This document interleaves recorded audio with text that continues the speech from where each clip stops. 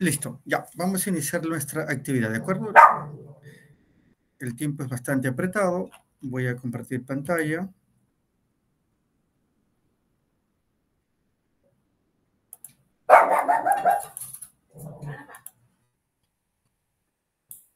Confírmenme si pueden ver la pantalla, por favor. Se ve, doctor. Excelente. Bien, miren, ya saben que esto, ¿cuál es la mecánica? ¿No es cierto? Vamos a desarrollar dos temas, son bastante amplios, vamos a dar ideas muy, muy puntuales.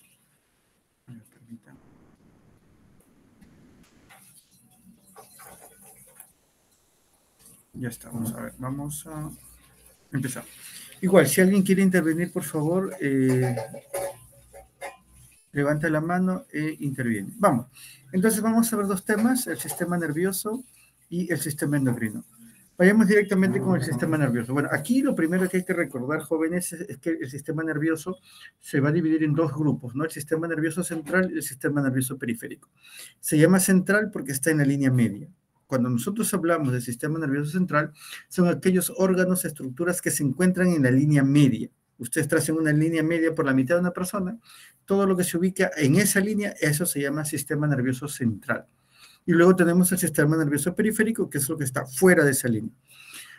En el sistema nervioso central vamos a encontrar dos grandes grupos de órganos. Por un lado tenemos el encéfalo, así se llama, encéfalo, y por otro lado la médula espinal. ¿Listo? Entonces, cuando nosotros hablamos del sistema nervioso central, vamos a hablar de el encéfalo y la médula espinal. Resulta que el encéfalo tiene varias partes. Tengo el cerebro, el cerebelo, el tronco, el bulbo y varias otras estructuras que están ahí. Y la médula espinal, bueno, ya conocemos la médula espinal. Entonces, dicho eso, vamos a ver ahora algunas de todas las lesiones que hay en este capítulo que sí se consideran importantes para ustedes. O sea, todo alumno de medicina debe reconocer este grupo de lesiones: el edema cerebral, las malformaciones y enfermedades del desarrollo, enfermedades cerebrovasculares, infecciones, enfermedades degenerativas y por último los tumores o neoplasias. Ojo, tumores o neoplasia. Recuerden que en la última edición del Robbins ya hace la semejanza de tumores a neoplasias. Recuerden también cuando se ha mencionado en el capítulo de las neoplasias, y los tumores que, estrictamente hablando, un tumor es una cosa y una neoplasia es otra cosa. Sin embargo, a veces se emplean con cierta similitud. Bueno, en la última edición del Robbins hace ya una equivalencia entre ambos términos. Empecemos. Bueno, decíamos que en el sistema nervioso central, el central, yo voy a tener pues al encéfalo, ¿no? Donde voy a tener el cerebro, el cerebelo, el tronco. Dentro también en la línea media vamos a tener el tálamo, con todas sus partes, hay varias estructuras ahí. Y finalmente la médula espinal. Entonces, sistema nervioso central, estamos hablando de encéfalo y médula espinal. Miren, aquí hay que ver un concepto básico de la glía. Ojo, un error que a veces cometemos o que cometen los alumnos es creer que en este sistema nervioso central, este que vemos aquí, la célula más importante o la más trascendente es la neurona. Es verdad que la neurona es importante, pero ojo, no es la única célula. Ese es el primer concepto que quiero que ustedes entiendan. Cuando hablamos del sistema nervioso, hay un grupo de células que son importantes, que se llama glía. En su conjunto se llama glía. Y entonces a todas esas células se les va a llamar células gliales, ¿ya? Células gliales. El inconveniente está en que hay un montón de células gliales, pues, ¿no? Tengo los astrocitos, los oligodendrocitos, las células ependimarias, las células de Schwann y la microglía. Ya, ojo, la microglía es el macrófago dentro del sistema nervioso, ¿ya? Entonces, eso también siempre se pregunta, ¿cuál es el macrófago dentro del sistema nervioso? Se llama la microglía. Entonces, cuando nosotros hablamos de la glía, ese concepto involucra astrocitos, oligodendrocitos, células ependimarias y la microglía. Bien, pero hablemos entonces del primer concepto o la primera idea, el edema cerebral. Recuerden que en el capítulo de cardiovascular y en el capítulo de patología general habíamos hablado del edema. Para resumir, edema es el acúmulo de líquido en el espacio intersticial. Recuerden que el espacio intersticial es el espacio extracelular que no es vascular. Eso es el edema. Pero cuando nosotros hablamos de edema cerebral, aquí el concepto cambia un poco. Entonces, aquí nosotros decimos el edema cerebral se refiere a una acumulación de líquido en el espacio intersticial o en el extracelular del cerebro, porque estamos hablando de edema cerebral. ¿Por qué es importante mencionar al edema cerebral? Porque a diferencia de otros órganos, hay varias causas. El edema cerebral tiene 4 grandes causas o 4 grandes categorías. Entonces vamos a tener, por ejemplo, el edema cerebral citotóxico. Vamos a irlo remarcando aquí. Vamos a tener el citotóxico, vamos a tener el vasogénico, vamos a tener el intersticial y vamos a tener el hiperémico. Ya está. Entonces, estos son las 4 categorías de edema cerebral que vamos a observar. Macroscópicamente, aquí se ha puesto una imagen, macroscópicamente lo que vamos a observar es un cerebro que tiene un aumento de tamaño, un aumento de volumen, está más grande y tiene, en peso, tiene una magnitud mayor. ¿Ya? Entonces, eso es lo que se observa aquí. Ese edema cerebral entonces va a tener 4 categorías, el citotóxico, el vasogénico, el intersticial y el hiperémico. Vamos a ver rápidamente cada uno de ellos. El edema vasogénico, este es el que se va a deber cuando hay una alteración de la barrera hematoencefálica. ¿Ya? Esto básicamente ocurre frente a un traumatismo, frente a un tumor o una inflamación local, pero lo más común es frente a un traumatismo. Entonces, lo que ustedes tienen que saber es que cuando un paciente tiene un golpe, tiene una caída, una fractura, con hundimiento de cráneo o algún tipo de traumatismo, ¿qué va a ocurrir como consecuencia inmediata? Va a haber un edema cerebral. ¿Ya? ¿Y el edema cerebral de qué tipo va a ser? Va a ser de tipo vasogénico. ¿Ya? Esa sería un poco la idea que hay que tener aquí. Ojo, entonces en el edema vasogénico, ya digamos que el mecanismo fisiopatológico va a ser una lesión, una ruptura de la barrera hematoencefálica. Ya, eso es lo que vamos a encontrar en el edema vasogénico. Y se caracteriza básicamente por una respuesta frente a un traumatismo. Ya está. Mientras que el edema citotóxico, aquí lo que va a haber, este es un tipo más que todo de tipo metabólico. Miren, hay una alteración de la bomba de sodio y potasio. ¿Se acuerdan? 3 sodio, 2 potasio. Ya, cuando esa bomba que realiza el intercambio de electrolitos se altera, eso es lo que va a ocasionar un edema. Aquí, el dato, digamos, el hallazgo que ustedes tienen que tener en cuenta es que la barrera hematoencefálica se encuentra intacta. ¿Ya? Y el trasfondo básicamente es un mal funcionamiento, o como dice acá, un funcionamiento inadecuado de la bomba de sodio y potasio. ¿De quién? De las membranas de las células gliales. ¿Qué células gliales? La que habíamos visto, el astrocito, el oligodendrocito, la microglía y todas esas cosas. Ustedes dirán, pero ¿y cuál es el problema que se altere la bomba? Bueno, el problema es que cuando se altera la bomba es que va a retener sodio y agua. Recuerden que el sodio jala agua y eso es lo que va a ocasionar, como ven en este esquema, vamos a ponerlo un poco más grande. Yo tengo una célula normal, miren, esta es la célula normal, aquí tengo la bomba de sodio y potasio, que saca sodio, mete potasio. Cuando esa bomba se altera, va a haber una alteración, un desequilibrio en esa cantidad de agua que va a haber dentro de la célula. Lo que va a ocasionar es esto, que la célula se vuelve un poco más gorda, más rechoncha, y eso va a ser una alteración, va a producir una alteración en la membrana celular, lo que va a producir un daño, una destrucción de la célula. Luego tenemos el edema intersticial.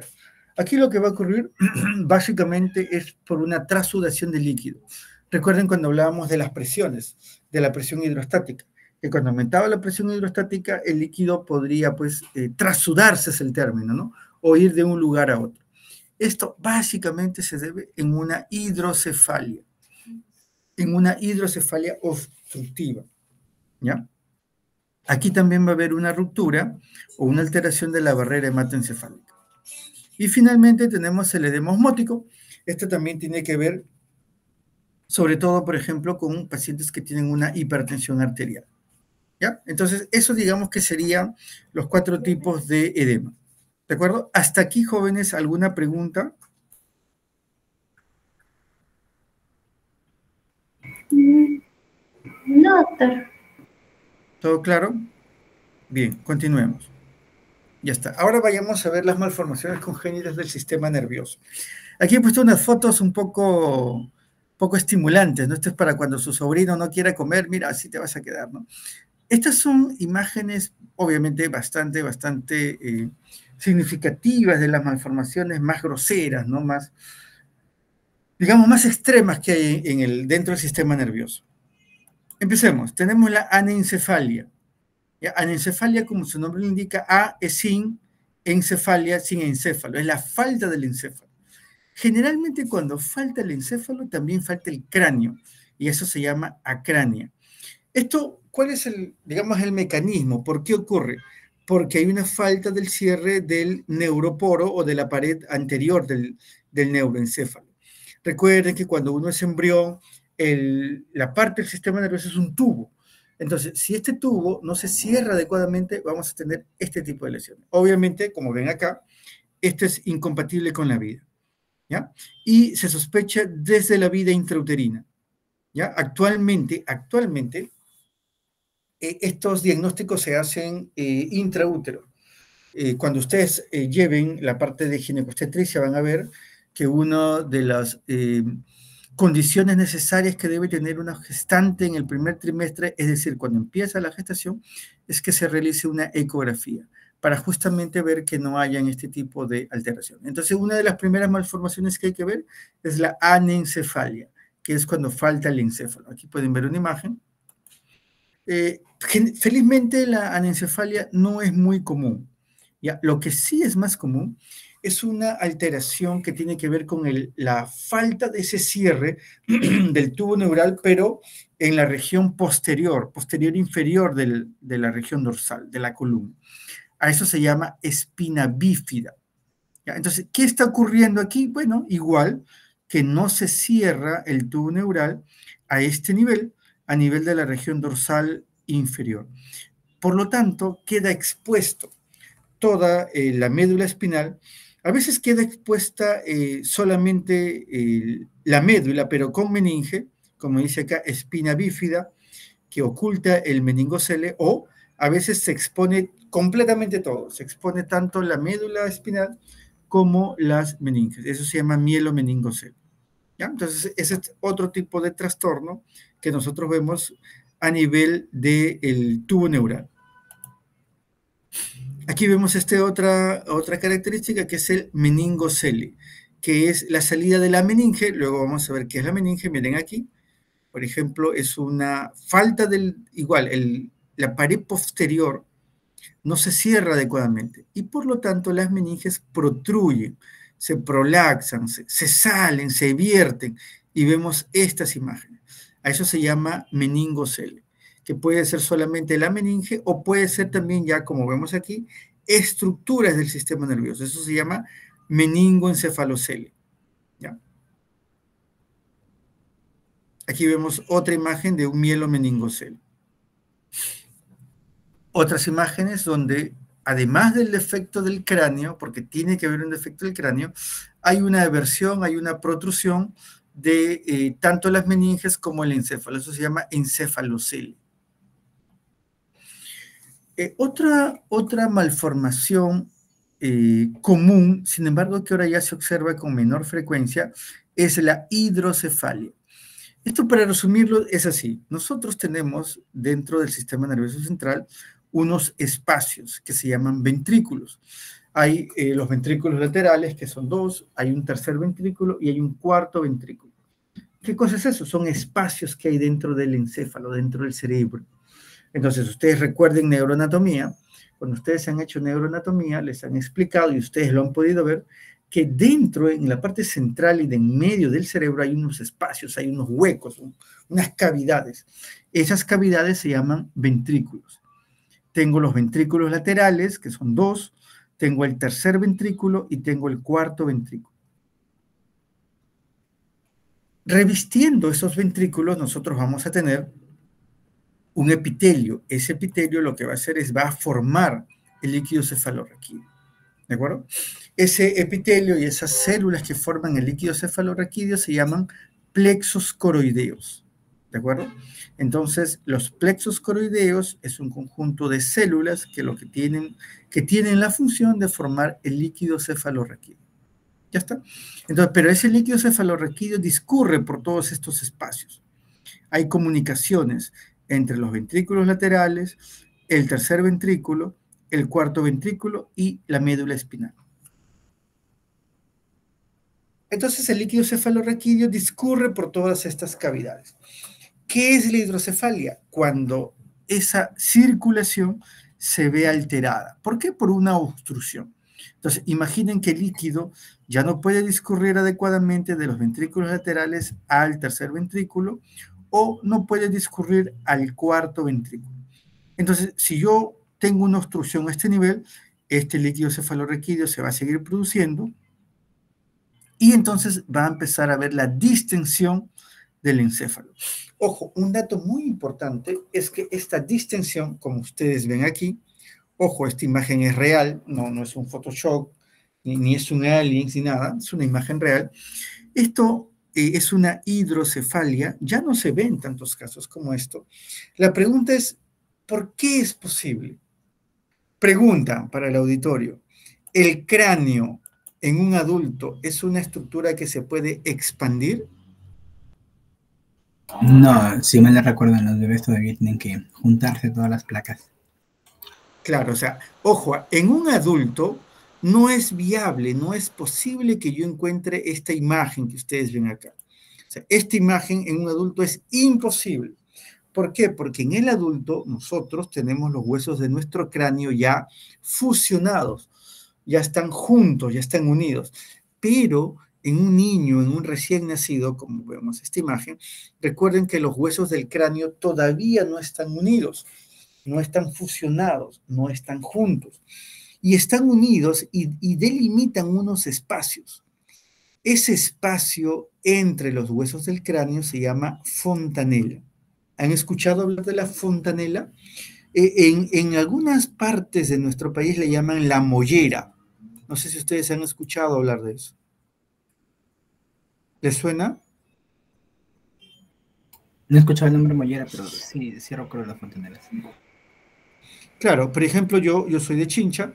En Chincha le dicen, al bebito recién nacido no le toques la frente, dice, que no se golpee la mollera. ¿Y por qué? Porque si ustedes pasan la mano, tocan esta zona, se hunde. ¿Por qué? Porque los huesos frontales, que inicialmente son dos, todavía no se han fusionado. Entonces, eso explica por qué en un recién nacido, cuando tiene una obstrucción del normal circular del líquido cefalorraquídeo, voy a tener esta imagen. ¿De acuerdo? Eso es la hidrocefalia, entonces. Otro grupo de enfermedades muy importantes que de todas maneras un estudiante de medicina tiene que saber, se llaman las enfermedades cerebrovasculares. Es un gran grupo de lesiones que ha tenido varios nombres, ¿no? Se le llamaba ACV, en mi época le llamábamos ACV, que significa accidente cerebrovascular.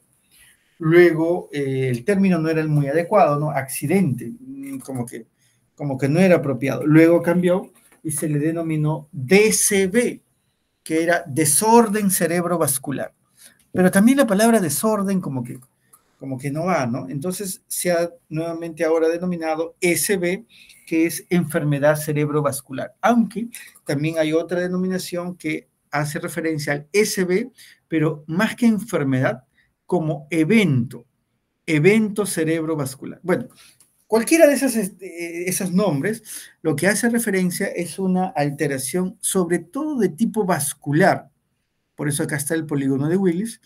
Es una alteración, es una enfermedad, es una entidad que se debe básicamente, como dice acá, por un trastorno en la circulación vascular. Ese es el mecanismo fisiopatológico. Entonces, cuando ustedes escuchen que un paciente tiene un SB, DCB, ACB, los gringos le llaman stroke, cuando tienen eso, ¿qué ha ocurrido? Hay un problema en la circulación cerebral vascular, donde básicamente se va a ver involucrado el polígono de Willis.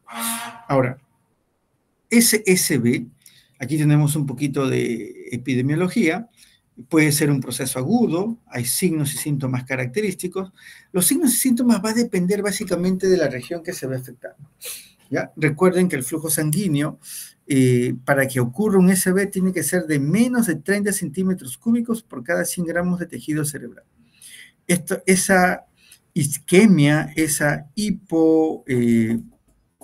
hipocirculación, hipovascularización, lo que va a ocasionar es una pérdida de la función y en casos extremos incluso puede llegar a haber una muerte celular. ¿Ya? El daño irreversible produce una autólisis parcial. Esta es la explicación metabólica, ¿no? Va a haber un aumento del ácido láctico y la CPK. Todo esto de aquí, el contenido, digamos, puede pasar al líquido cefalorraquídeo e incluso puede pasar a la sangre. Desde el punto de vista morfológico, lo que va a pasar con el tejido es que va a haber un reblandecimiento. Ojo, el tejido tiene un aspecto medio gelatinoso, pero cuando hay un SB, el tejido adquiere un aspecto blando, ¿ya? Y además se produce un edema cerebral. Entonces, cuando nosotros queremos hablar, miren, aquí, por ejemplo, hacen referencia al término accidente. Recuerden que ya no se usa mucho el término accidente, se usa más el término enfermedad o también llamado evento. ¿Ya? Evento vascular cerebral o cerebrovascular. Básicamente lo que tiene que ver es un trastorno vascular. Y miren, aquí nos va a servir mucho los conceptos que ya hemos revisado anteriormente, como es la embolia y la trombosis. ¿Ya? Entonces, ambos conceptos van a verse involucrados para que haya un evento cerebrovascular. Pero ojo que esto es obstructivo, pero recuerden que también puede ser de tipo degenerativo, como la arteriosclerosis. Bueno, cualquiera que sea el mecanismo, lo que va a ocasionar es una alteración, un trastorno en la irrigación normal. Y entonces va a depender de la arteria que se vea comprometida para que los signos y síntomas aparezcan. Bueno, como dice acá, el SB constituye la primera causa de ingreso por trastornos neurológicos en un hospital. En un paciente adulto y adulto mayor, cuando llegue a la emergencia por un trastorno neurológico, la primera causa es la enfermedad cerebrovascular. ¿Ya? Ese es un dato que hay que tener en cuenta ustedes también. Entonces, cuando llegue un paciente adulto, 40 años hacia arriba, o adulto mayor, ya de los 60 años, y tiene un trastorno neurológico, lo primero que ustedes tienen que pensar es que se trate de una enfermedad cerebrovascular, que tenga un problema de tipo vascular a nivel cerebral. ¿Ya? Bueno, como dice acá, es la segunda causa principal de mortalidad en el mundo y es la tercera causa de muerte y la principal causa de incapacidad, en los Estados Unidos por lo menos, en las personas mayores de 65 años. Esto solamente para fines prácticos se ha dividido en dos grupos, ¿no? Los SBs isquémicos y hemorrágicos. Y aquí hay un cuadrito bastante interesante donde vemos el isquémico, que tiene varias causas, oclusivo, trombótico y por embolia, y el hemorrágico, que puede ser parenquimatoso, subaracnoideo y ventricular. Entonces, ojo, pero el principal problema, porque la pregunta es, ¿y por qué es que esto es tan frecuente? ¿Por qué es que esto tiene una prevalencia muy alta? Lo que pasa es que la enfermedad cerebral vascular o vascular cerebral está asociada a un montón de otras causas. Y aquí tenemos, miren, por eso es que no es raro que esto sea frecuente, tenemos aquí la diabetes, la dislipidemia, el tabaquismo, la hipertensión.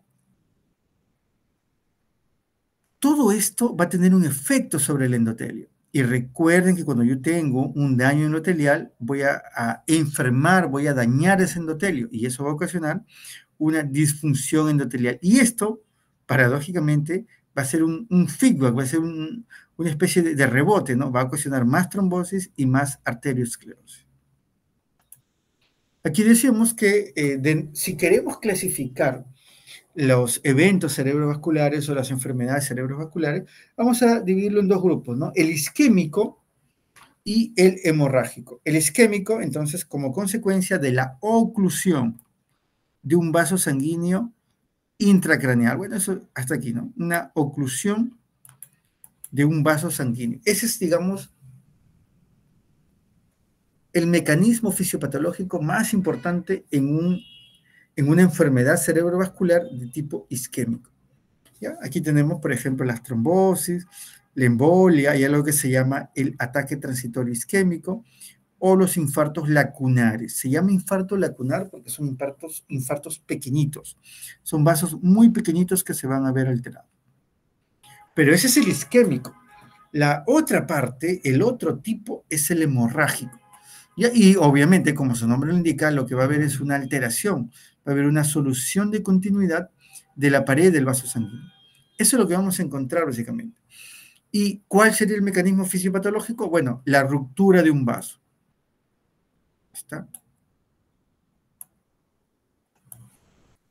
Entonces, en una enfermedad cerebrovascular de tipo hemorrágico, lo que va a ocurrir es la ruptura del vaso, mientras que en una enfermedad cerebrovascular de tipo isquémico, lo que va a ocurrir es la oclusión de un vaso. Ojo, esto siempre normalmente se pregunta, por varias razones, porque es bastante frecuente, porque sí o sí van a ver ustedes un paciente con una enfermedad cerebrovascular, sí o sí, ¿ya? Entonces, por eso es muy importante que ustedes conozcan por lo menos la noción más importante de esto. Entonces, en el isquémico, ¿qué podría ocurrir o qué pudo haber ocasionado esto? Una trombosis, una embolia. Mientras que en el hemorrágico, jóvenes, lo que hay que tener en cuenta es a qué nivel ocurre la hemorragia. ¿Por qué? Porque vamos a ver que depende de en qué parte del encéfalo se haya roto el vaso para tener las características clínicas. Por ejemplo, acá, miren.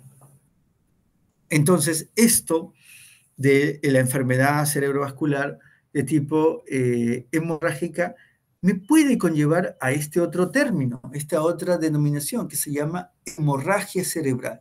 Ojo, no hay que confundirse, no hay que... A veces el alumno aquí se confunde porque dice, pero ¿qué es esto? ¿No? ¿Esta es otra cosa? ¿Qué es esto? Bueno, una hemorragia cerebral es simplemente que haya una hemorragia a nivel del parénquima, una hemorragia a nivel del cerebro. Ahora, la hemorragia puede ser pequeña o, como en este caso, miren, puede ser bastante, bastante grande.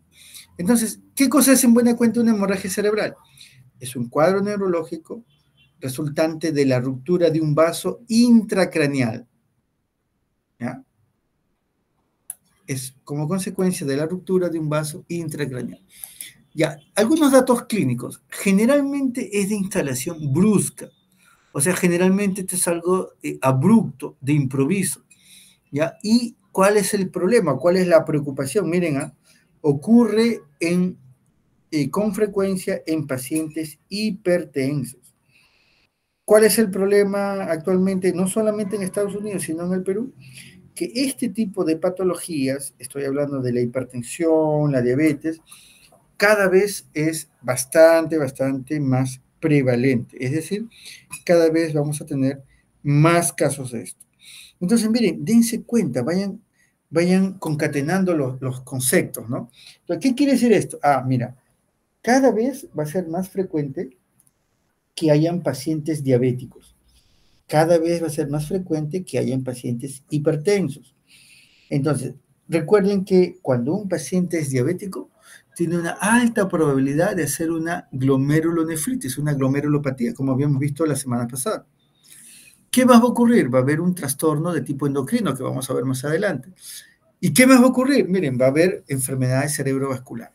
Entonces, todas esas cosas están concatenadas y el alumno de medicina tiene que tener esa idea, ese concepto. Entonces, partiendo de un problema de tipo vascular, voy a tener trombosis, voy a tener embolia, voy a tener hemorragia cerebral y voy a tener una serie de otras complicaciones. ¿De acuerdo?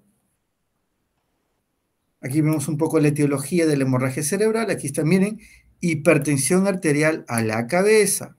Ojo, este dato hay que tenerlo en cuenta. Hay obviamente muchas otras causas más. Entonces, ¿qué tenemos? La hemorragia intraparenquimatosa. Es un poco lo mismo, solo que cuando yo hablo de hemorragia cerebral, es el cerebro el que sangra. Cuando yo hablo de hemorragia intraparenquimatosa, puede sangrar el cerebro, el cerebelo, el bulbo. ¿Ya? Esa es la única diferencia, no hay que confundirse. Pero Aquí está la hemorragia intraparenquimatosa. Ya, pero un concepto que sí es importante, que siempre se pregunta también y que es bastante frecuente, es la hemorragia subaracnoidea. Esto se enseña como una cosa aparte. ¿Por qué? Porque claro, ustedes dirán, oiga, pero ¿acaso no todas son hemorragias intracerebrales o intracraneales? Sí. Ojo, el concepto hemorragia intracraneal es una hemorragia dentro del cráneo, ya está. Que no es lo mismo que una hemorragia cerebral, porque la cerebral obviamente solo es el cerebro. Pero cuando nosotros hablamos de hemorragia subaracnoidea, es por un sangrado que hay en el espacio subaracnoideo. ¿Qué es el espacio subaracnoideo? Es una cavidad, un espacio, un compartimiento que hay entre las meninges. Recuerden que las meninges son tres: la dura madre, el aracnoides y la pía madre. Y que en las meninges también hay vasos sanguíneos. Entonces, lo que va a ocurrir acá es que si ese vaso sanguíneo que está pasando por el espacio aracnoideo se rompe, entonces a eso se llama una hemorragia subaracnoidea. ¿Ya? Es bastante frecuente también.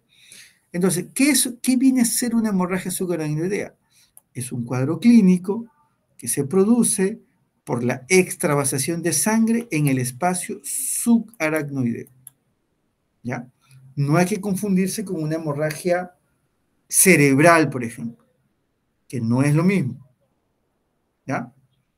En este caso, la causa más frecuente de una hemorragia subaracnoidea es el aneurisma. Pregunta para la sala. ¿Qué es un aneurisma?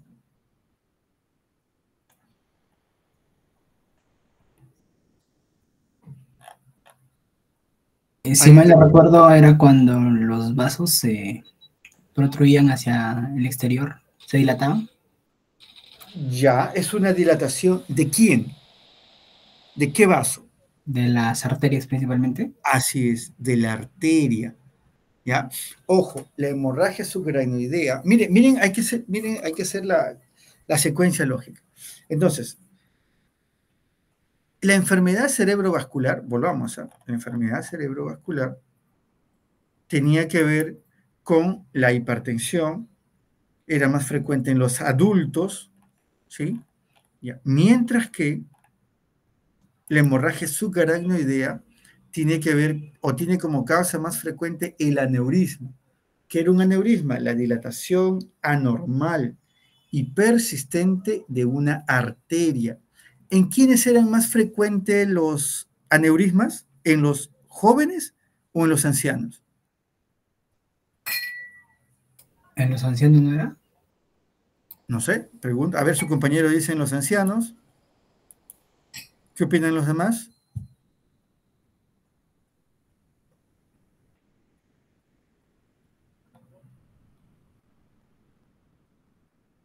También A se ver, puede dar en jóvenes, doctor.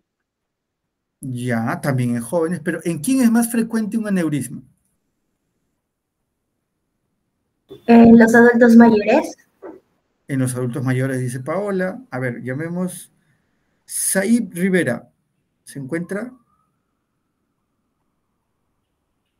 Said. Sí, doctor, en los adultos mayores. Ya, en los adultos mayores. Miren, ojo, los aneurismas sí ocurren en los adultos mayores, es frecuente, pero la población donde es bastante frecuente es en la población pediátrica, los niños, los adolescentes. Ustedes dirán, ¿y esto en qué me sirve? Acuérdense que ambos, tanto la enfermedad cerebrovascular como la hemorragia subaracnoidea, van a tener como consecuencia alteraciones del sensorio, puede haber cefalea. Entonces, pero vean cómo no es lo mismo la edad. Si ustedes tienen un paciente pediátrico, un joven como ustedes, yo siempre pongo el ejemplo de ustedes, ¿no? Ustedes son jóvenes, ustedes están entre los 18, 19, 20, 22, 23 años. Entonces, si alguno de ustedes tiene un problema neurológico, lo primero que yo tengo que pensar es que sea un aneurisma o un aneurisma roto, y eso va a ocasionar una hemorragia subaracnoidea. Al revés, si yo tengo ahora un paciente de 65 años que además es hipertenso y que tiene un trastorno neurológico, ¿qué es lo primero que tienen que pensar? En una enfermedad cerebrovascular, que tiene como causa la hipertensión. ¿Ven? Esa es la diferencia. Ojo, así podemos preguntar en el examen, ¿eh? Paciente varón de 18 años que tiene un trastorno neurológico, la primera causa, ¿no? ¿Qué podría explicar este cuadro? En un paciente joven, lo que podría explicar es una hemorragia subaracnoidea ocasionada por un aneurisma roto. Pero el mismo cuadro, en un paciente que tiene 65 años, cambia, pues. Y lo que podría explicar esto sería una enfermedad cerebrovascular, sería, por ejemplo, un SB hemorrágico que tiene como causa primaria la hipertensión. ¿Se entiende? ¿Se entiende la diferencia? Sí, se entiende, doctor. Sí, doctor. Ya está. Eso es lo que ustedes tienen que ir aprendiendo, eso es lo que ustedes tienen que ir interiorizando, porque cuando ustedes lleguen a ser internos y vean los pacientes, solamente con la edad, con los antecedentes, uno ya tiene que tener una presunción diagnóstica. ¿Ya? Por ejemplo, no vamos a creer o no vamos a presumir que un niño, un joven como ustedes, tenga pues una enfermedad cerebrovascular isquémica, ¿no? Por una aterosclerosis. Es más raro, ¿no? No es tan común. ¿Sí? O al revés, que una persona de 80 años tenga una hemorragia subaracnoidea por un aneurisma, como que no va, pues, ¿no? No es lo más común, no es lo más habitual. ¿De acuerdo? Bueno, aquí tenemos los factores de riesgo. ¿Hasta aquí alguna pregunta?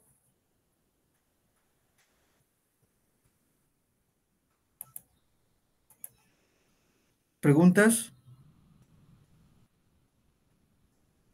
No, profesor. Ya está, continuemos. Miren, otro grupo de enfermedades que sí o sí también tienen que revisar son las enfermedades infecciosas. Aquí estamos hablando de microorganismos. ¿El sistema nervioso central puede verse afectado por microorganismos? Sí, jóvenes, sí. ¿Ya? Y aquí también hay, ¿cuáles son las vías? ¿Cómo es que llega un microorganismo al sistema nervioso? Bueno, primero por una implantación directa de un germen por un traumatismo. Yo estoy caminando, me cae un ladrillazo, me cae un balazo, un piedrazo, y entonces me genera una fractura y ahí directamente la suciedad, la tierra, el germen, se mete por ahí. Eso se llama implantación directa. Pero, que no es muy común, la otra forma es por una extensión local de una infección en otro lado. ¿Ya? Veamos. Ojo, entonces, la infección del sistema nervioso va a tener distintos nombres o hay distintas categorías. Tengo la meningitis, que es la inflamación de la meninge. Tengo la encefalitis, que es la inflamación del encéfalo. Recuerden que encéfalo incluye cerebro, cerebelo, bulbo, tronco. Bueno, tengo otras enfermedades que se llaman, por ejemplo, el empiema, el absceso. De todo esto, ¿qué sí o sí tienen que leer? Meningitis. ¿Ya? ¿Qué es la meningitis? La inflamación de la meninge. ¿Qué es la meninge? Es esas membranas, esas envolturas que recubren al sistema nervioso central, que son tres: la dura madre, el aracnoides y la pía madre. Cuando alguna de esas componentes, algunas de esas capas, se inflama, eso se llama meningitis. Ojo, no estamos diciendo que toda meningitis es infecciosa, ¿no? Porque pueden deberse a otras causas. Pero, para fines prácticos, de nuestro repaso por lo menos, nosotros vamos a considerar como una causa principal de meningitis el origen infeccioso. ¿Ya? Dentro de las meningitis de origen infecciosa, vamos a tener las de origen bacteriana, las de origen vírica, y un capítulo aparte tiene la tuberculosis. Ya, de esas, la más frecuente es la de tipo bacteriana. Ya, esa es la más frecuente. Entonces, si ustedes tienen un paciente en el cual sospechan de una inflamación de la meninge, es decir, una meningitis, apuesten que puede ser infecciosa. Dentro de las infecciosas, apuesten que puede ser bacteriana. Y dentro de las bacterianas, vamos a ver también ahorita cuáles serían pues esas más frecuentes. ¿De acuerdo? Entonces, miren la secuencia. En un paciente que tiene una meningitis, lo primero que yo tengo que pensar es que es infecciosa. Ya está, porque hay muchas otras causas no infecciosas. Ya, dentro de las infecciosas, lo primero que yo tengo que pensar es que sea de origen bacteriano. ¿Ya? Listo. Veamos. Dentro de las meningitis en un adulto, miren, por ejemplo, aquí hay una imagen de una meningitis. En el lado derecho podemos ver, este es un cerebro. Y ustedes dirán, ¿y dónde está la alteración? Lo que pasa es que la meninge, esta membranita que está envolviendo acá, debería ser traslúcida. Entonces, normalmente la meninge es una membrana que debería ser traslúcida, como un celofán, ¿ya? Debería ser transparente, como un vidrio limpio. Pero aquí yo lo veo opaco. Esa opacidad se debe justamente a la inflamación, que en este caso va a ser de tipo infecciosa y sobre todo de tipo bacteriano. ¿De acuerdo? Ya. Siempre, siempre, siempre les van a preguntar cuál es la causa más frecuente de una meningitis infecciosa bacteriana en un adulto. ¿Ya? Miren la secuencia. ¿Cuál es la causa más frecuente de una meningitis infecciosa bacteriana en un adulto? El bicho, la bacteria más frecuente, es el Streptococcus pneumoniae. ¿Ya? Ese es el más frecuente. ¿Ya? Ojo, eso siempre se pregunta. Y aquí están los otros que siguen. Una mención aparte merece la meningitis bacteriana por tuberculosis. ¿Ya? Ojo, esto se menciona porque recuerden pues, que en nuestro país la tuberculosis es un problema endémico. ¿Sí? Es un problema, ya se considera un problema de salud pública, porque es bastante frecuente, es bastante prevalente, y de eso creo que ya hemos hablado bastante de tuberculosis. ¿Ya? Hay un comentario que dice, el médico peruano tiene que saber sí o sí de tuberculosis, ¿de acuerdo? Entonces, ustedes tienen que saber que como parte de la tuberculosis, estamos hablando de la pulmonar, también puede haber una afección del sistema nervioso central. Dentro de ese sistema nervioso central, el que se va a ver afectado es la meninge. Y a eso se le llama meningitis bacteriana crónica por tuberculosis. ¿De acuerdo? Ya está.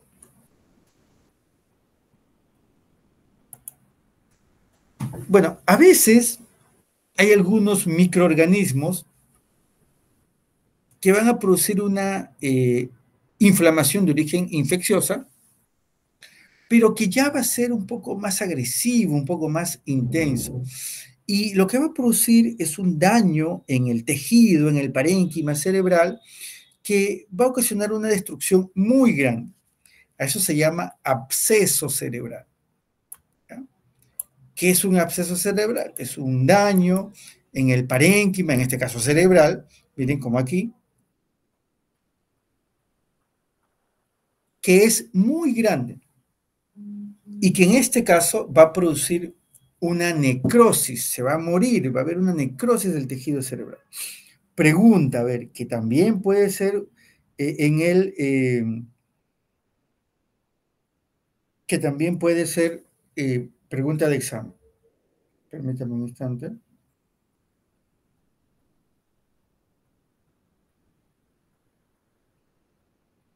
Por ejemplo, si yo dijera, tengo un paciente, varón, de 50 años, que tiene un proceso infeccioso, ¿no? Y que ha conllevado un absceso cerebral.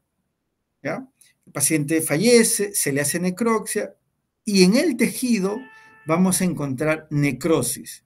Pregunta, ¿qué tipo de necrosis observaríamos? ¿Cuál sería su respuesta? Gaseosa. Gaseosa, ya. ¿Todos de acuerdo? Supurativa, por ejemplo, no creo que sí es gaseosa, puede ser. Gaseosa puede ser, dice. Ojo, para responder esta pregunta. ¿Eso no es liquefactiva? Porque veo líquido. Luis dice liquefactiva. Necrosis liquefactiva, doctor. Liquefactiva. A ver, veamos por lista. Antoinette. ¿Antoinette se encuentra?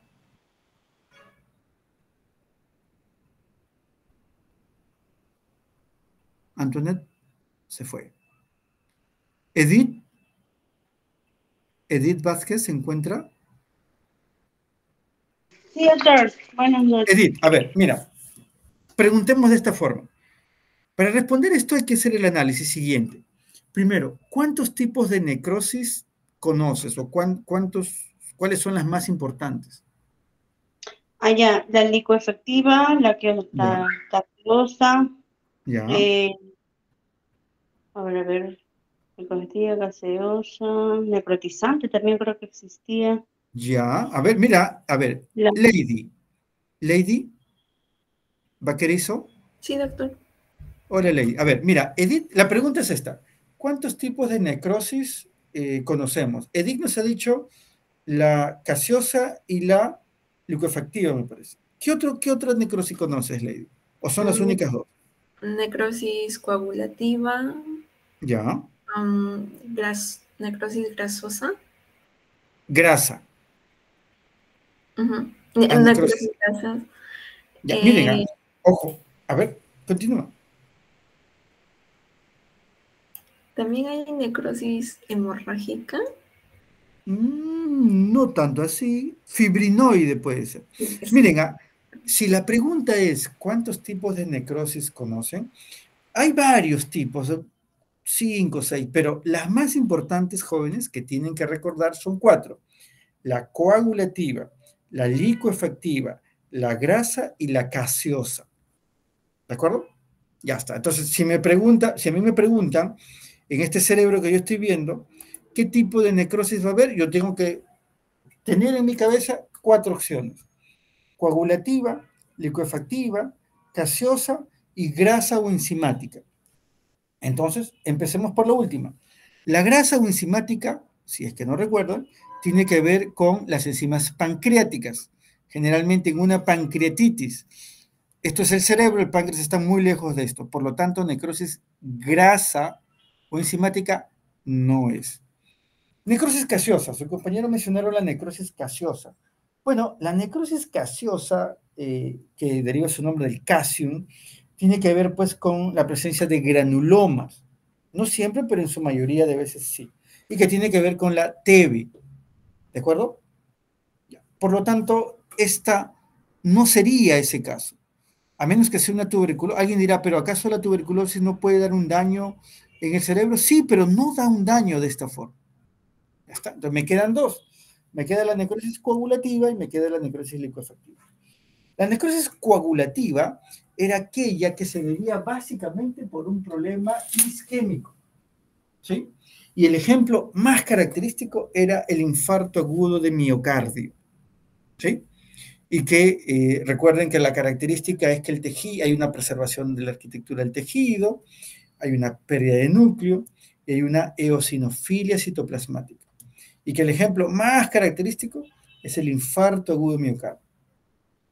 Entonces, ojo, estoy entre 2 opciones, la coagulativa y la licoefactiva. ¿Cómo es la licoefactiva? La licoefactiva era aquella que se debía generalmente a procesos infecciosos y donde hay una destrucción del tejido, hay una licuefacción del tejido. Y que ya, por lo visto, ya se olvidaron, hay que recordar eso, la necrosis licuefactiva era algo muy característico de las lesiones cerebrales infecciosas de absceso cerebral. ¿Sí? Entonces, ¿cuál sería nuestra respuesta? Necrosis liquefactiva. Necrosis liquefactiva, ¿ven? Ojo, esa puede ser pregunta. Paciente varón de 50 años, que tiene un proceso infeccioso, cerebral, intenso, que produce un absceso, el paciente fallece, se le hace necropsia, y en ese tejido abscedado, ¿cuál de las siguientes patrones de necrosis voy a encontrar? Esa puede ser la pregunta. Y va a ser pues gaseosa, grasa, licuefactiva y coagulativa. La respuesta sería licuefactiva. ¿Se entiende?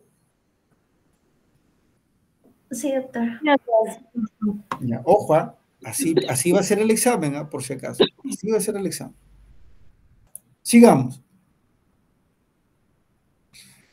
Eso no quita que los virus también produzcan meningitis. Obvio, también producen meningitis. Aquí están los virus involucrados, los enterovirus, el ecovirus, el Coxsackie y la polio. Aquí está una encefalitis viral, miren. Ojo, pero también los hongos.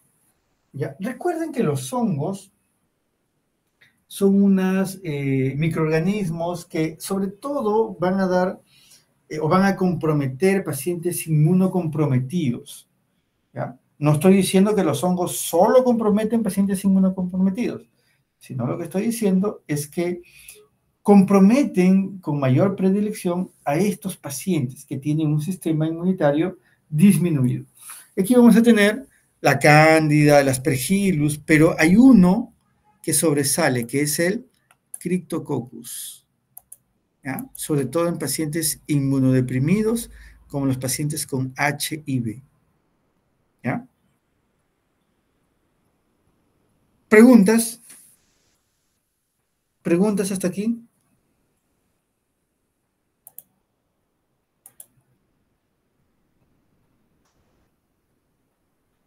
¿Preguntas?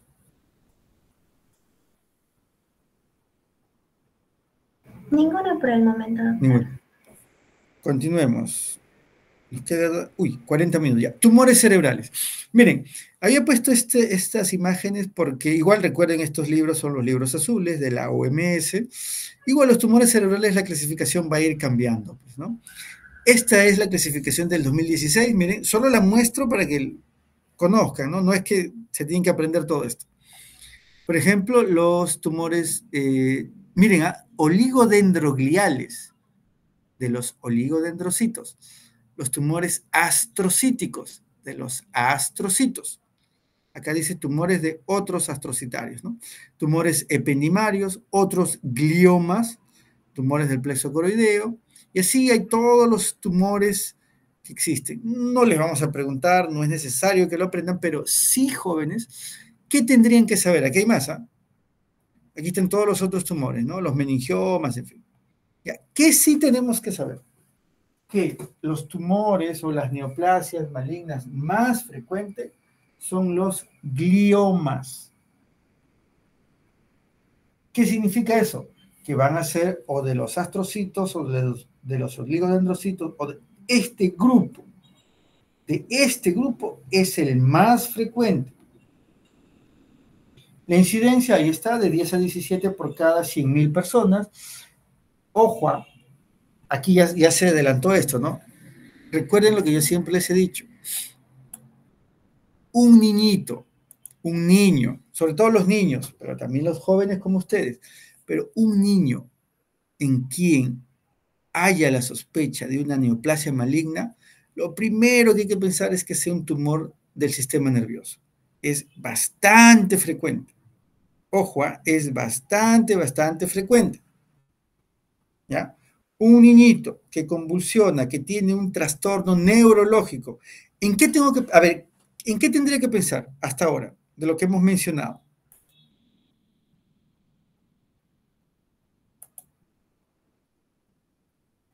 Pregunta de examen, ¿eh? Niño de 5 años que tiene un trastorno neurológico, ¿cuáles serían las posibles causas? Hemorragia subaracnoidea. Hemorragia ¿Un aneurisma? subaracnoidea debido a ¿Un aneurisma? un aneurisma roto. ¿Qué más? Una sepsis podría ser, ¿verdad? ¿Una meningitis? Meningitis, ya. ¿Qué más?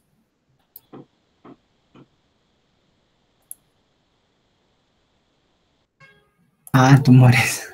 Aquí está, jóvenes, aquí está, muchachos, por el amor de Dios, aquí está. Miren, lo voy a poner grande, ¿ah? Tumores, jóvenes, neoplasia. Es muy común los tumores del sistema nervioso en la infancia. Un guacho más, porque ahora ya ahorita ya nos hemos metido con los tumores. Estamos viendo los tumores del sistema nervioso. Alguien dirá, oiga, pero ya hablando solo de tumores del sistema nervioso. Los tumores del sistema nervioso tienen dos picos de edades. Los primeros 20 años y luego por arriba de los 50. Ya está. Alguien dirá, bueno, fácil, pues por la edad, ¿no? Entonces ya, por la edad yo podría saber que es un tumor en un niño de 5 años, una de las primeras, pues, miren, un niño de 5 años con un trastorno neurológico, yo tengo que pensar, o tiene un aneurisma roto, o tiene un tumor cerebral, o tiene pues una meningitis, ¿no? Ya está. Pero en esas, sobre todo el aneurisma y el tumor es lo que yo tengo que pensar. Ahora, pero la pregunta es, ¿qué tipo de tumor? Ya, los tipos son, miren, todos estos. Entonces está muy complicado, ¿no? Ya, pero ¿qué sí tengo que saber? Hay un concepto que se llama la fosa posterior y la fosa anterior. Vamos a buscar acá una imagen del cráneo. Más o menos acá, vamos a buscar una imagen. ¿Recordarán ustedes el concepto de la región tentorial y la región supratentorial e infratentorial?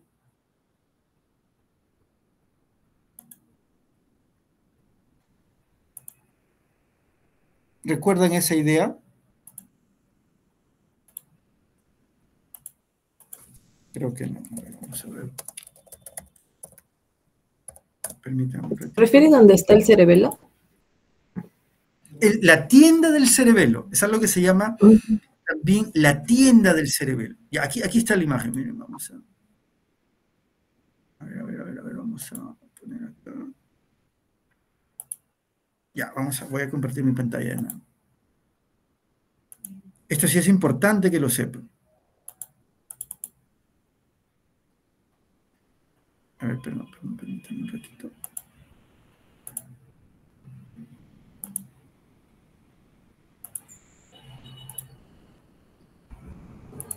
Ya está. Miren, ¿ven la imagen? Sí, profesor. Ya. No voy a entrar en el detalle anatómico, pero dentro del cráneo, tenemos esto que está en rojo, es el tentorio, que no es otra cosa que la meninge que envuelve.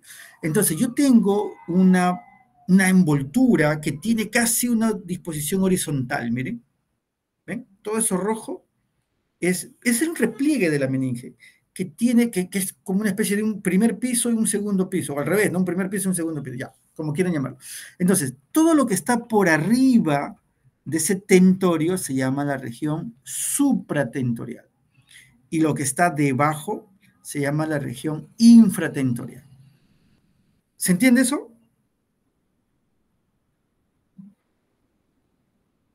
Sí, doctor. ¿Sí? Ya, entonces, miren, ¿qué hay en la región supratentorial? El cerebro, básicamente. ¿Qué hay en la región infratentorial? El cerebelo, tronco y bulbo. ¿Ya? Ustedes dirán, ¿y eso para qué me sirve? Miren, sucede que, vamos a regresar a nuestra, a ver, vamos a ver. Acá, vamos a compartir de nuevo la pantalla.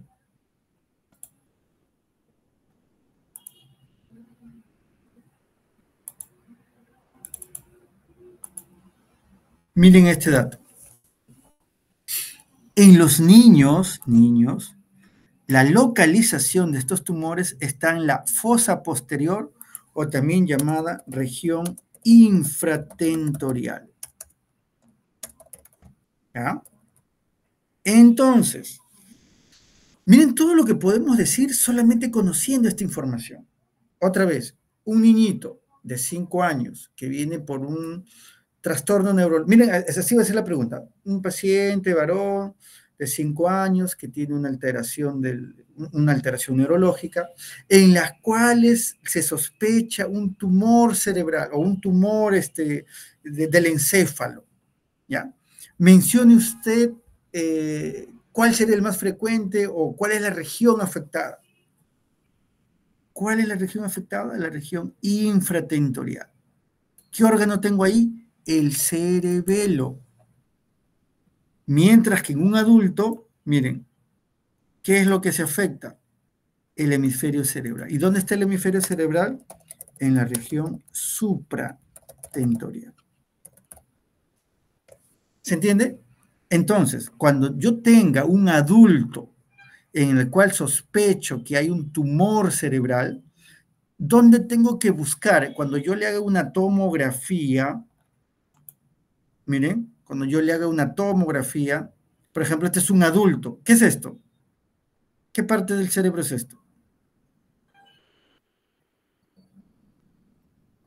¿El hemisferio derecho? El cerebro, ¿no es cierto? El cerebro, claro, el cerebro. ¿Dónde está la masa? Este es el tumor, luego vamos a ver. ¿Dónde está la chancacota, el tumor? En el cerebro. ¿Qué es el cerebro? La región supratentorial. ¿Ya? Mientras que en un niño, miren, todo esto es adulto, adulto, adulto. ¿Qué es esto? Anatomía, esto. ¿Qué les recuerda? Cerebelo. El cerebelo, perfecto. ¿Y qué es esto? El tumor. ¿Dónde está el tumor? En el cerebelo. ¿Por qué? Porque este tipo de lesión afecta sobre todo niños. Miren, entonces, bien fácil. Yo tengo, y esto, ojo, acuérdense que esto más que para el examen, es para que ustedes como futuros médicos tengan estas nociones, jóvenes. Ya les he dicho, ustedes van a ser médicos. ¿Ya? Bien o mal, pero van a ser médicos. Entonces, si yo tengo un paciente pediátrico de 5 años, ¿qué es lo que tengo que pensar? Miren lo que uno tiene que tener en la cabeza. ¿Qué tengo que pensar? Una hemorragia por un aneurisma roto, una meningitis o un tumor. Si es un tumor, ¿dónde está el tumor? En la región infratentorial, sobre todo el cerebelo. Al revés, si es un adulto, ¿en qué tengo que pensar? Ahí yo no tengo que pensar en un aneurisma roto, pues tengo que pensar en un SB de tipo isquémico o de tipo hemorrágico por la hipertensión. Y si es un tumor, ¿en qué tengo que pensar? En una masa que está ¿dónde? En la región supratentorial. ¿Dónde voy a buscar la lesión? En el cerebro. ¿Se entiende eso? Sí, doctor. ¿Sí?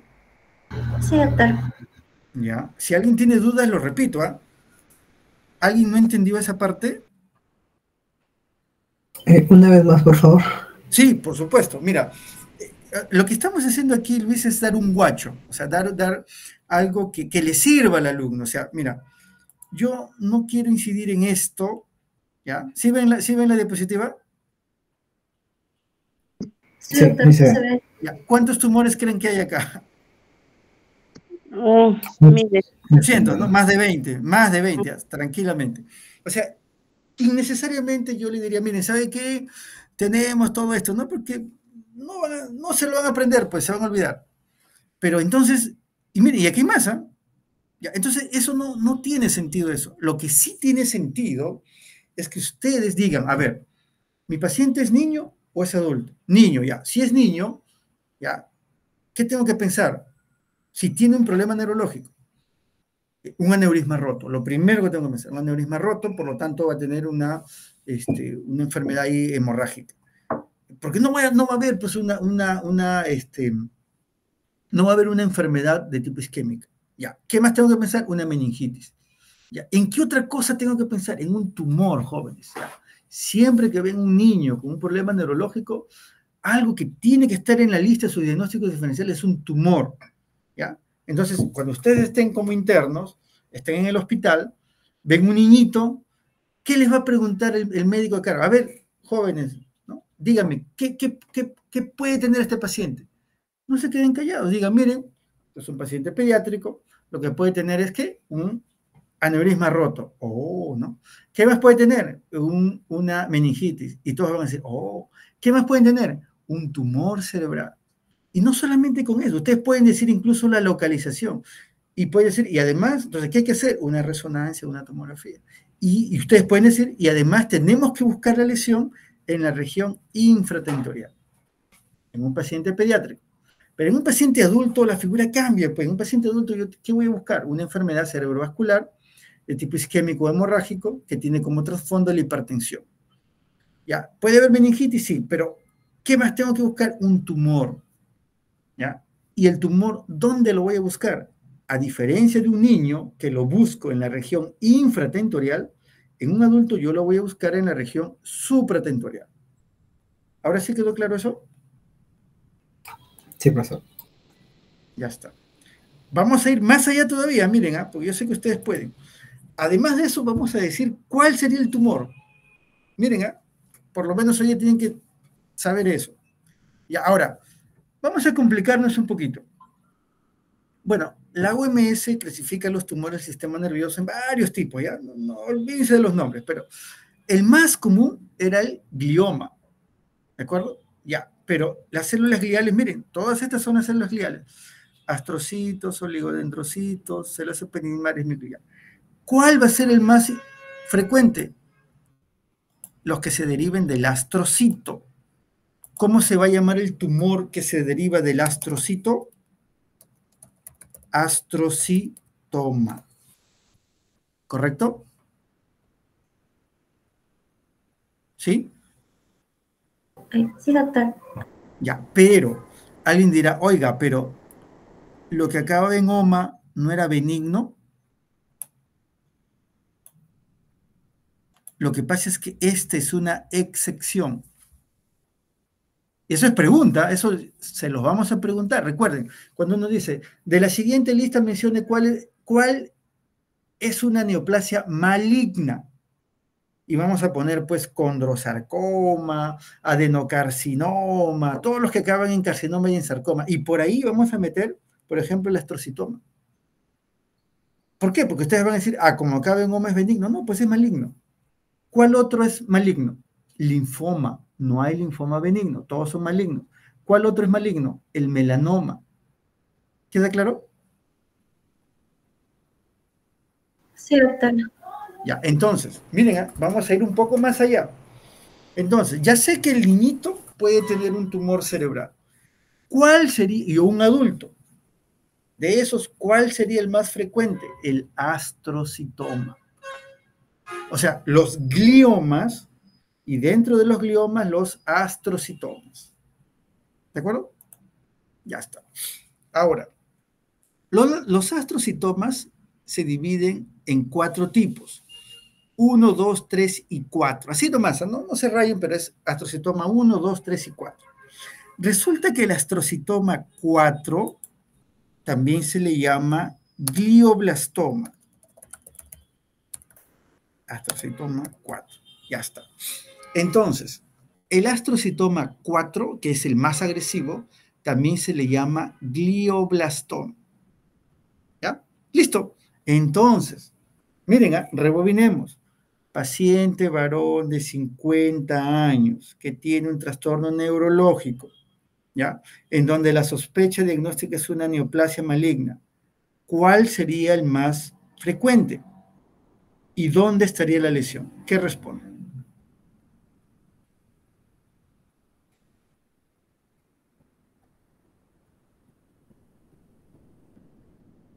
¿Cuál sería el ¿De más qué edad, disculpe?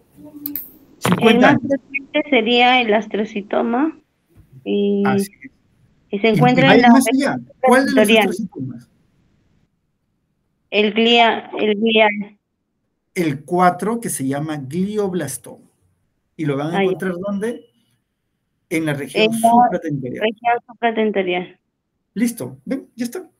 Entonces, cuando ustedes estén en la emergencia y llega un paciente de 50 años, de 60 años, ojo, el síntoma clínico es la convulsión, por si acaso. Entonces, en un paciente varón, yo tengo 44 años, ya imagínense que tenga 10 más, que tenga 54. Yo llego a la emergencia por convulsión. ¿Qué es lo primero que tienen que pensar? Que yo tengo un tumor. ¿Qué tipo de tumor? Un glioma. ¿Qué tipo de glioma? Astrocitoma. ¿Qué tipo de astrocitoma? El grado 4. ¿Y dónde lo van a buscar? en la región supratentorial. ¿Qué tengo en la región supratentorial? El cerebro.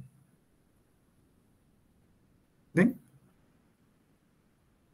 ¿Es difícil eso? No, no es cierto. ¿Entendieron esa parte? Sí, doctor, está muy Sí, bonito. doctor. Ya está. ¿Ven? Ya están para neurocirujanos ustedes. Aquí están, mírenme, aquí están. Aquí están los gliomas, aquí están los tracitomas, una lista enorme. No se rayen con esto, el alumno se confunde.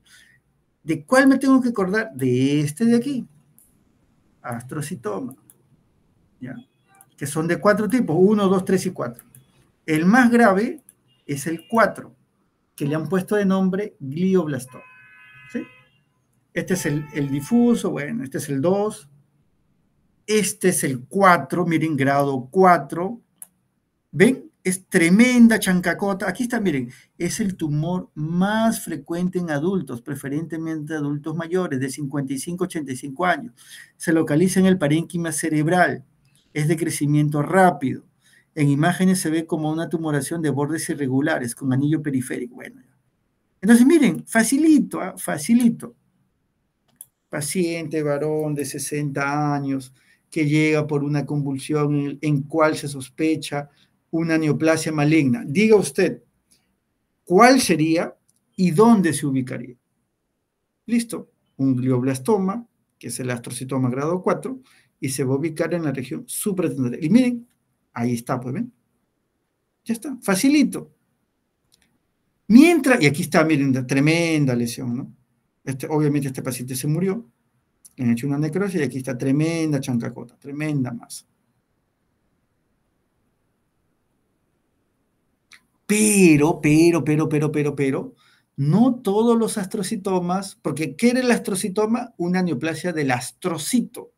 Y astrocitos no solamente hay en el cerebro, también hay en todo el sistema nervioso central. ¿Y qué creen? Miren, el astrocitoma pilocítico se ubica en niños y adultos jóvenes. ¿Sí? ¿Dónde? Cerebelo. ¿Dónde está el cerebelo? En la región infratentorial. ¿Guarda o no guarda relación con lo que hemos mencionado?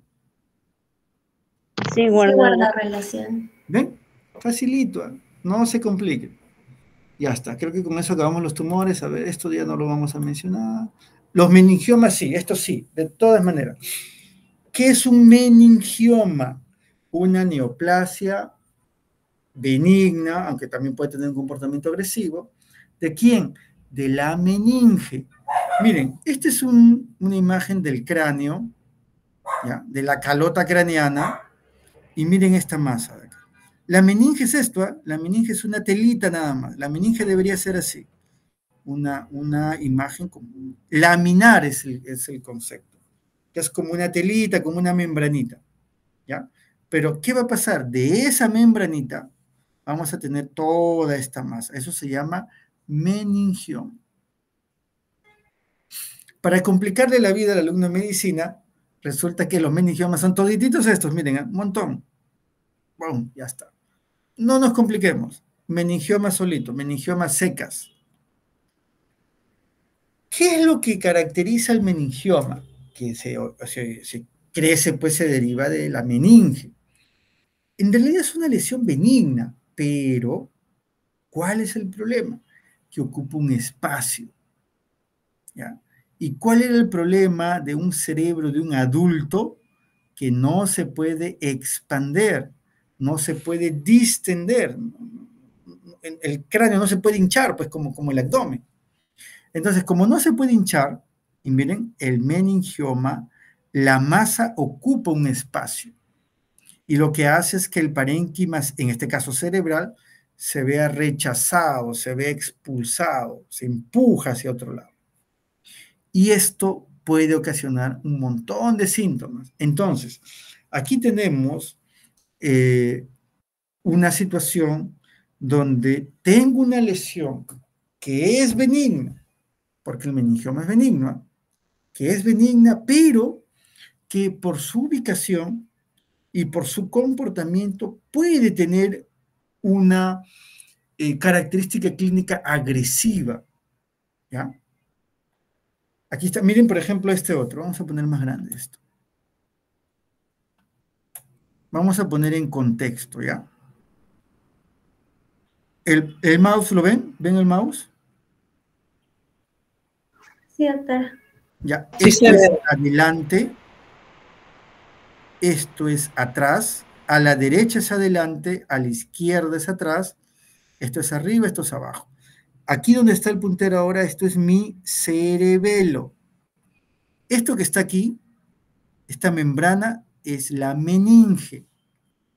La meninge, ¿qué debería hacer? Envolver, pues, ¿no? Envolver, cubrir, en este caso, al cerebro. Pero miren, de esta meninge ha aparecido esta lesión de acá. ¿Qué hace? Ocupa pues un espacio. Y miren lo que está haciendo. Esto obviamente cuando ustedes lo ponen hacia este lado, ¿qué está haciendo? Está comprimiendo el parénquima cerebral. Lo está aplastando. Entonces, ¿qué síntomas va a tener el paciente? Depende pues de qué zona sea esta. Si es la región frontal, va a tener problemas de comportamiento. Si es la región de Broca, va a tener problemas con el lenguaje. Y así sucesivamente dependiendo de la lesión. Ojo, ¿qué podría parecer esto en una imagen? Esto. ¿Qué otra cosa podría ser? Con lo que hemos hablado hasta el momento. ¿Qué podría ser? En Un un absceso, adulto de 50 años.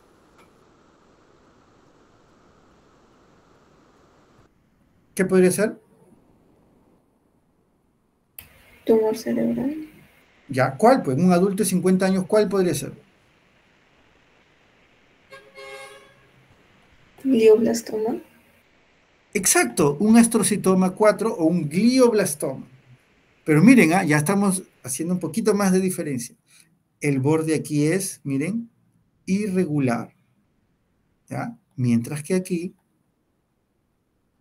miren, el borde es definido.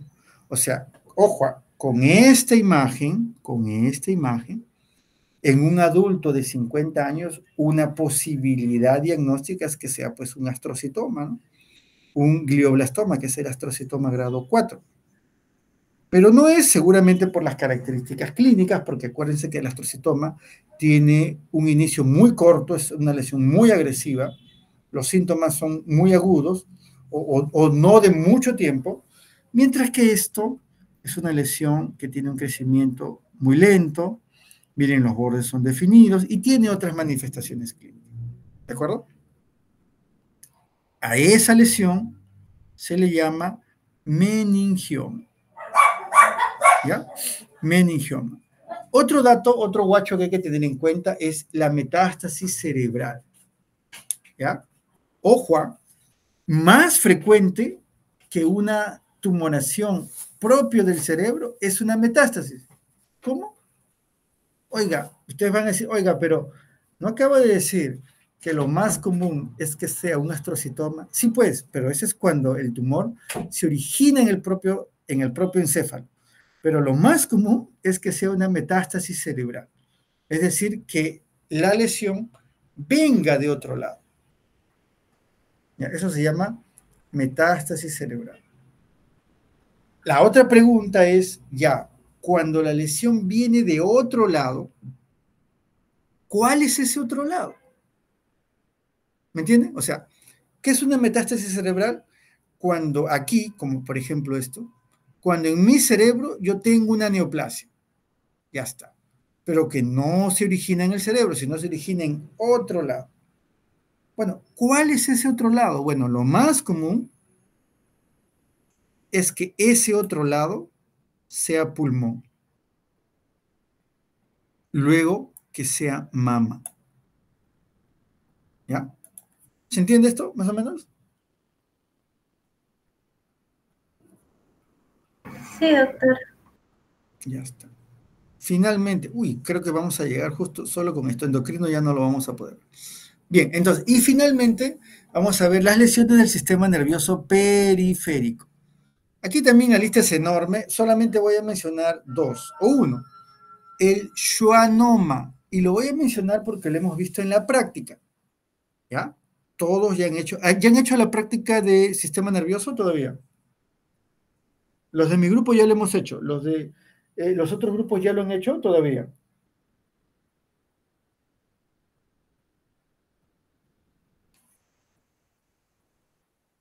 ¿Hay alumnos del otro grupo?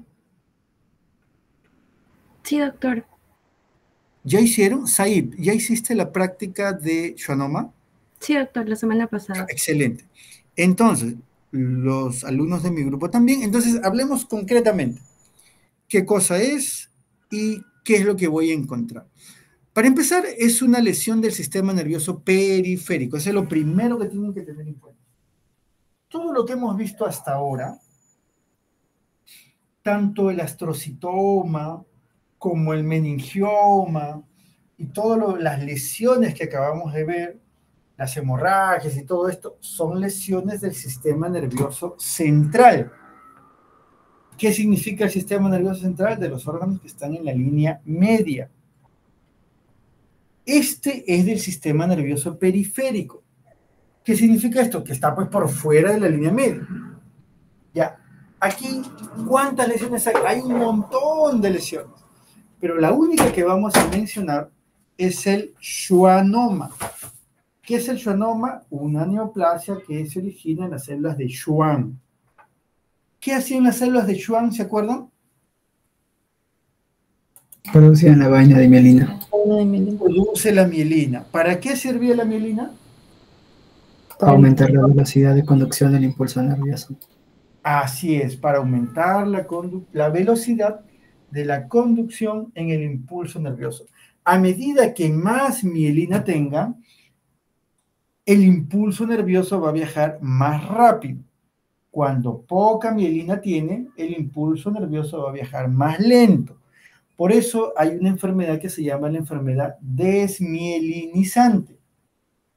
Ustedes podrán entender entonces que el problema aquí va a ser que el impulso nervioso va a viajar muy lento. ¿Sí? Para terminar, antes que nos gane el tiempo, tenemos el schwannoma entonces. Aquí está. Miren, ¿qué es el schwannoma? Es una neoplasia que se origina en las células de Schwann. Recuerden que el sinónimo de schwannoma es también neurilemoma. Así se llama, neurilemoma. Es una lesión benigna en realidad. Como dice acá, son tumores benignos que se originan de las células de Schwann. Bueno, aquí hacen una precisión más, ¿no? Las células de Schwann derivan de la cresta neural del tejido nervioso. Miren, son masas de crecimiento lento al inicio, sin síntomas neurológicos, se caracterizan por su movilidad, ¿no? En sentido lateral, dice acá, pero no en dirección del eje nervioso. Bueno, la morfología, miren, ¿cómo lo vemos aquí? Por ejemplo, aquí y acá. Es una masa bien delimitada y encapsulada, esa es una característica, miren, aquí está. Es una lesión bien delimitada que tiene una cápsula y que está unida al nervio, pero que se pueden separar de él. ¿Sí? Y finalmente, con esto creo que vamos a terminar, ya no nos va a dar tiempo para ver la parte de endocrino, con esto terminamos, es la parte de la histología, ¿no? Lo pongo también porque ya se ha visto en la práctica, ¿ya? Y para los que ya vamos a tener el examen práctico, este dato es importante. Recuerden que, pues, que desde el punto de vista histológico, una de las características más importantes del schwannoma son estas áreas donde las células neoplásicas se agrupan, ¿no? Y tengo yo un área donde hay una gran densidad de células, es decir, hay una gran cantidad de número, hay mucho número de células y se llama la zona de Antonia. Y hay otras áreas donde la densidad, la cantidad, el número es menor. Y eso se llama Antony B. ¿De acuerdo? ¿Preguntas? No, doctor. Ya está. Y solo vamos a hacer prácticamente un checklist nada más. Bueno, vamos a tener en el sistema endocrino, aquí ver hipófisis. A ver, dentro de hipófisis que tenemos los adenomas. Aquí hay que revisar. Revisen, por favor, jóvenes, los adenomas. La hipófisis, solamente para mencionar, pues es la glándula de glándulas, ¿no? La glándula maestra. Se ubica en la silla turca. Voy a tener la hipófisis anterior, la hipófisis posterior. Aquí hay que revisar los adenomas. Léanlo, por favor. Al revés, cuando la hipófisis no produce o no está, eso se llama hipopituitarismo. Luego tenemos la glándula tiroides, que se ubica en la región cervical anterior. Ahí está la ubicación de la glándula tiroides, formada básicamente por dos lóbulos, el lóbulo derecho, el lóbulo izquierdo y el istmo. Aquí vamos a ver cuando la tiroides funciona de más, eso se llama hipertiroidismo. Cuando funciona de menos, se llama hipotiroidismo. Bueno, esto lo van a tener que revisar. ¿Qué es de importante? Las tiroiditis, ¿ya? Las inflamaciones. Aquí hemos visto una muy importante que se llama la tiroiditis de Hashimoto. ¿Ya? Eso también lo preguntan. Aquí está el Hashimoto. El cáncer de tiroides. Con esto cerramos antes que nos gane el tiempo. Miren, hay varios tipos de neoplasias dentro del cáncer de tiroides. El más frecuente es el carcinoma papilar de tiroides, ¿ya? Eso lo hemos visto en la práctica también. Aquí está. Y recuerden que uno de los datos más importantes es básicamente los cambios o las alteraciones que yo voy a ver en el núcleo de las células. Eso es lo más importante. Y una de ellas era esto que hemos puesto acá, que son los ojos en forma de Anita la huerfanita. Habíamos explicado que se llaman así porque hay una caricatura, un cartoon, miren, aquí está, de los americanos, donde allá por el año 20 publicaron esta caricatura, donde a Anita la dibujan así, con los ojos, miren, blancos, ¿ya? Entonces, la persona que describió esta neoplasia dijo, bueno, mira, sí se parece pues a los ojos de esta caricatura, y por eso se le puso así. Por eso se dice que en el carcinoma papilar de tiroides lo más importante, jóvenes, es los hallazgos, las formas que yo veo en el núcleo. Tanto los núcleos así, blancos, vacíos, como los ojos de Anita la huerfanita, o estas inclusiones, estas hendiduras que le dan la forma de un grano de café. ¿Ya? Con eso terminamos, ya no alcanza el tiempo para más. No sé si hay alguna pregunta.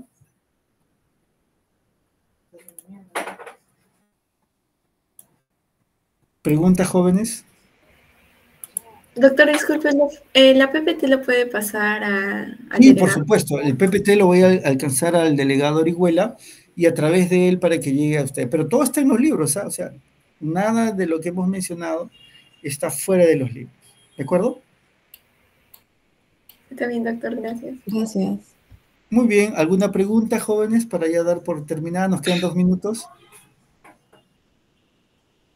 Todo ok, doctor. Muchas gracias más bien por aclararnos. Esto creo que Muy es bien. básico para poder sacar una buena nota en la evaluación. Ojalá que sea así. Muy bien, jóvenes, para mí ha sido un gusto, un placer poder estar en estas sesiones con ustedes. La idea, como les digo, el reforzamiento es eso, ¿no? Espero que no haya habido mucho que reforzar, pues, ¿no? La idea es simplemente dar la pauta, lo importante. Ustedes tienen que leer, el capítulo es muy grande, ¿sí? Bien, con esto entonces damos por culminada la actividad. Sí, por ahí alguien, Mayra. ¿La próxima semana también habrá refuerzo o esto ya es la última? Mira, no sé, hay que ver lo que diga la escuela. Siempre nos vamos a basar en lo que la escuela mencione, ¿de acuerdo? Ok, gracias. Muy bien, jóvenes, entonces voy a detener la grabación.